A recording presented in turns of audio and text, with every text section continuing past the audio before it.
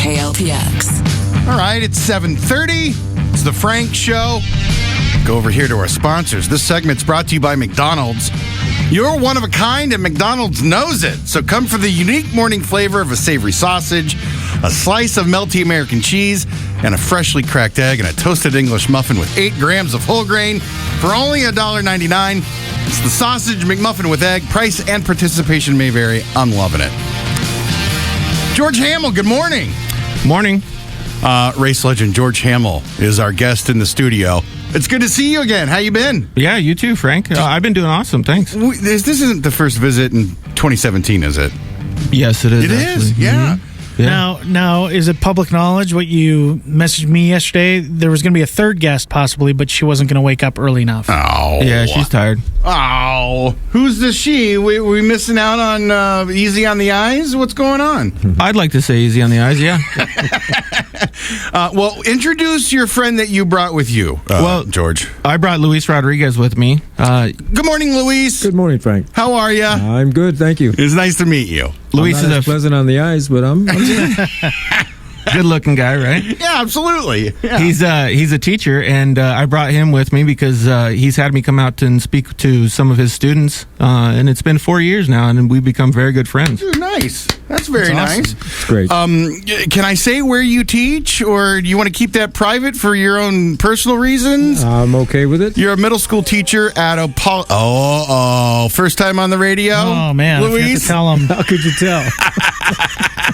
And the last time. Do you have to collect cell phones before the class starts? Yes. Yeah. Yeah, You got to start doing that. You got to turn your phone off. That's funny.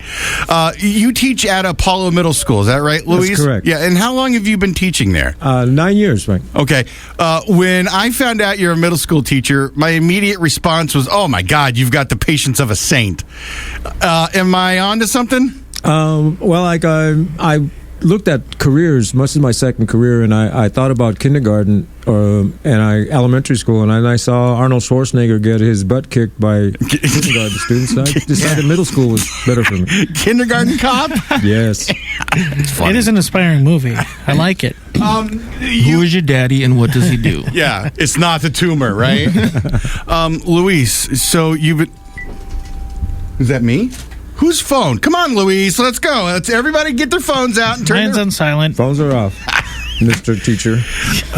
Yes, Mr. Teacher. Let me ask you another question. You demurred when I asked you about whether or not the kids in middle school were a pain in the butt. You say nice things. I like middle school. The students still have a desire to be doctors and lawyers and big things in life. It's just they need some help getting there. I got another friend that's a middle school teacher, and he tells me they're all animals. The thing that I find the most humorous, though, is the kids that age, George, it's when they really start to get stinky.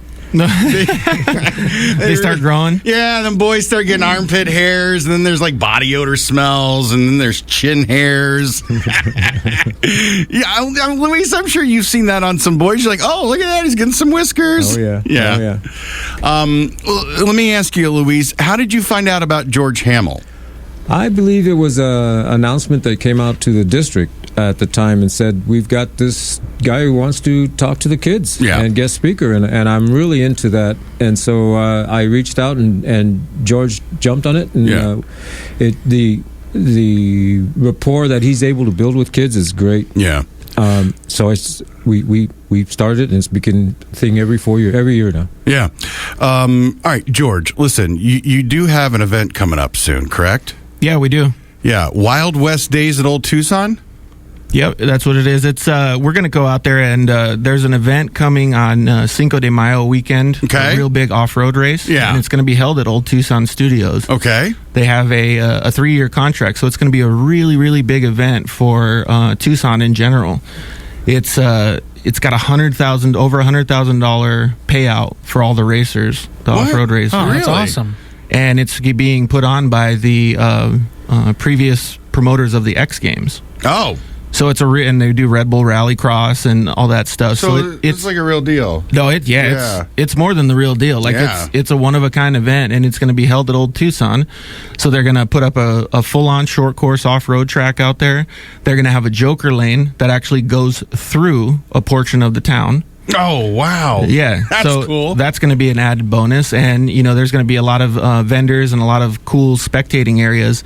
And Wild West Days is this weekend. And so we're going to go out, take the car out there, show people the new race car, start, talking to people about off-road racing and seeing if we can get some people pumped up to get out there in May.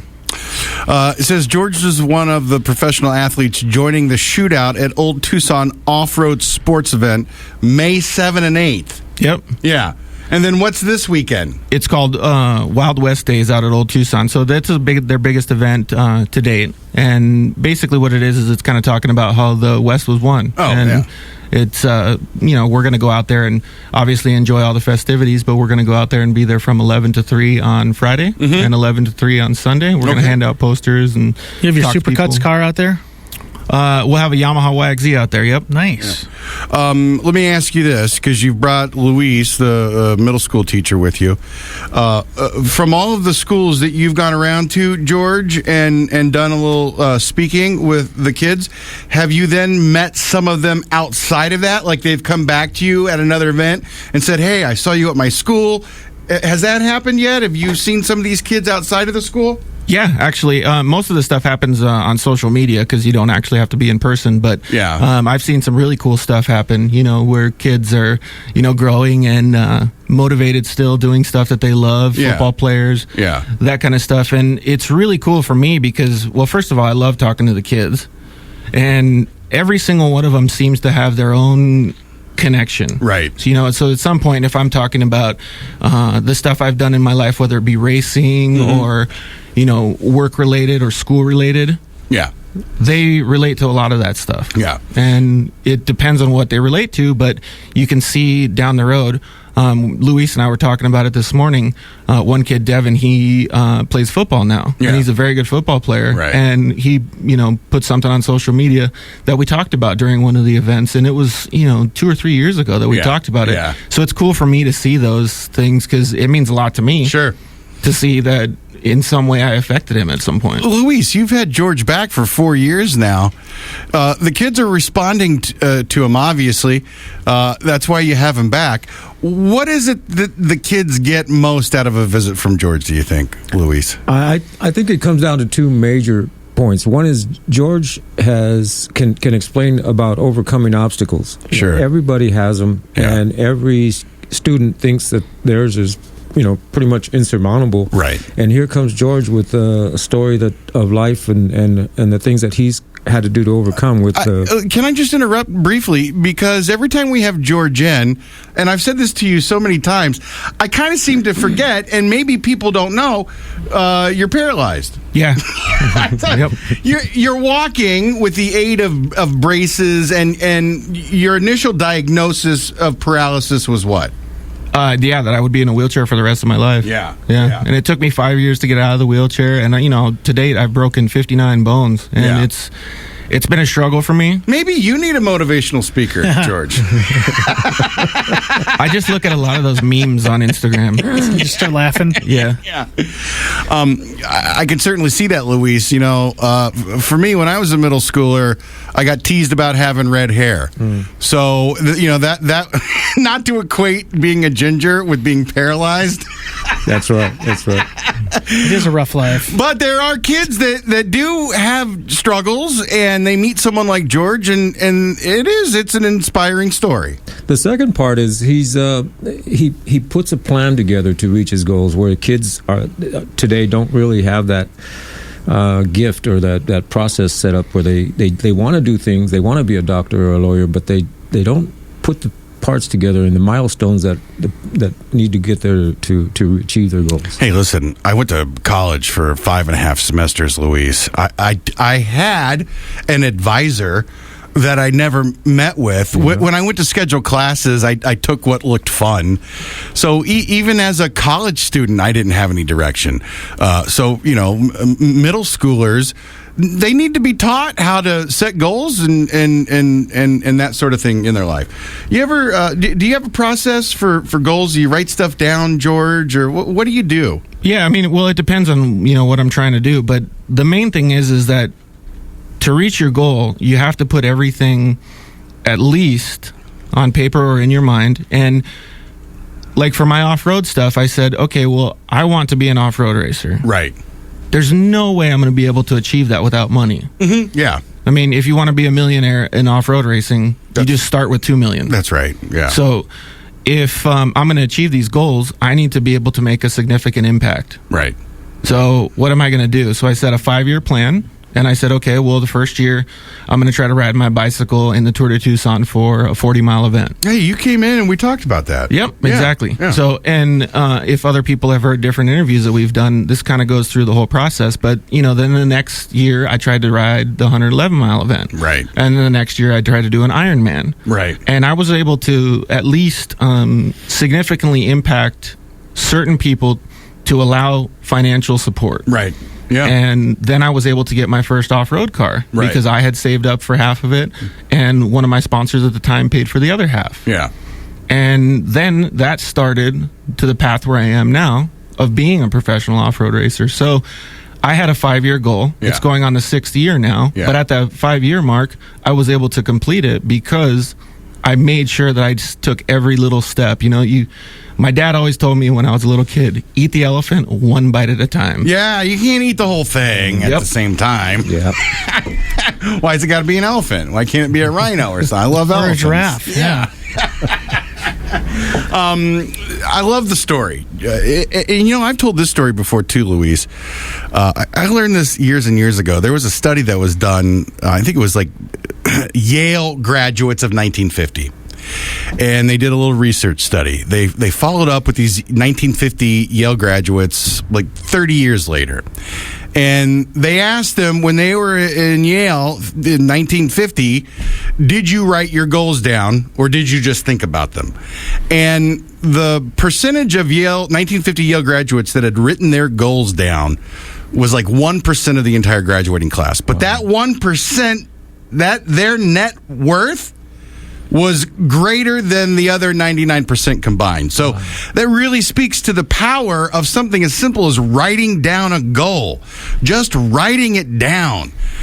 Put your brain in a place to maybe do things to make those dreams or those wishes come true. It's pretty powerful stuff. Luis follows along those same lines, though, because a lot of times when I do the motivational speaking with his classes, he gives the kids an assignment afterwards to write their goals, and they send their goals and their letters back to me so that they can have the interaction with me, as well as making sure that they are thinking about what they want to do in the future while they write it down. Have you ever stolen a kid's goal before? You're like, oh, that's a good goal. I need that goal.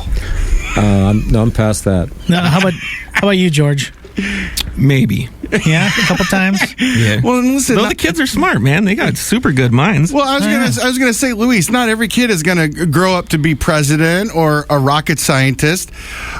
I would imagine on occasion there's the kid that doesn't really seem to have any lofty dreams or goals. True, there is, but there's the part of the writing assignment is to tell them what it was about George that impacted him and that really impressed him. Yeah, and everybody has something about that to say. Have you considered opening up your motivational speaking circuit to pudgy ginger DJs that got teased in middle school? What's that? With red hair? Right. But George is willing anytime. I mean, he's come multiple times in 1 year. Yeah. And he's willing to, he seriously and genuinely cares about the kids. Yeah. And it shows. These kids come up and probably give you a hug afterwards a lot of times, too. I've seen that. Yeah, they do that. But there's, we do kind of like a show and tell sometimes, too. I brought the trail car out here and we got to drive it and have fun. Well, I take the car to the schools, too. Yeah. And, I'll take my bicycle or whatever it is. And the kids love that stuff. Sometimes they love it a lot more than they like me. Because they'll see it and they'll be like, "Oh man, this thing looks cool. Can I drive it?" And they all get to get in, get on top of it, and have fun with it. So just to have that interaction with them and see them have fun while they're at school, where they potentially either hate it or they don't want to be there or they have something that's bothering them. Yeah, they get to totally change their mindset. Totally. Yeah. So, and that's what I want to do. That's why I brought Luis here, is because I'd like to be able to do this with other schools, Sure. and with other people. I think it's a great way to interact with the kids, because they're so cool to just talk to. George Hammel is his name. He's a race legend, Southern Arizona race legend. Is there a way to get in touch with you if any educators are listening that you might make it easy to reach out? Yeah, they can either reach out on the Frank Book Facebook page, or they can go to my Facebook page. Frank Show Facebook Frank. page. You You said Frank Book Showcase page. You're starting to sound like me, George. Sorry, I was taking a drink at the same time. So log on to the Frank Show Facebook page. There'll be a link for you there. Yeah, or they can go to my Facebook page. It's just facebook.com/George Hammel, and they can reach out to me or message me through there.